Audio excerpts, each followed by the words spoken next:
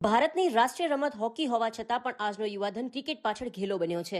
ત્યારે પાટણ શહેરની વિવિધ સામાજિક અને સ્વૈચ્છિક સંસ્થાઓ સહિત વિવિધ સમાજો દ્વારા ખેલાડીઓને પ્લેટફોર્મ મળી રહે તેવા શુભ આશયથી ક્રિકેટ ટુર્નામેન્ટનું આયોજન કરવામાં આવતું હોય છે. ત્યારે પાટણ મનસુરી સમાજ સેવા મંડળ દ્વારા આયોજિત ઉત્તર ગુજરાત મનસુરી ક્રિકેટ ટુર્નામેન્ટનું પણ પાટણના રશિયનગર મેદાન ખાતે આયોજન કરવામાં આવ્યું હતું.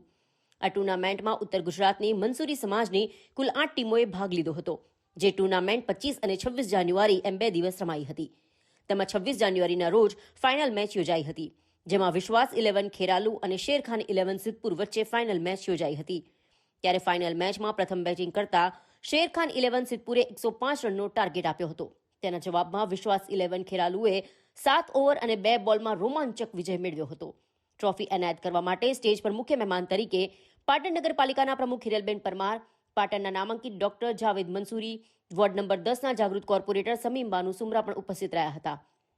ત્યારે પાટણ મનસુરી સમાજ દ્વારા પાટણ નગરપાલિકાના પ્રમુખ હિરલબેન પરમાર અને વોર્ડ નંબર 10ના કોર્પોરેટર સમીમ બાનુ સુમરા સહિત સામાજિક કાર્યકર યાસીનભાઈ સુમરાનું બુકે, શાલ અને ટ્રોફી આપી સન્માન કરવામાં આવ્યું હતું અને વિજેતા ટીમને ઉપસ્થિત મહાનુભાવોના વરદ હસ્તે ટ્રોફી એનાયત કરવામાં આવી હતી.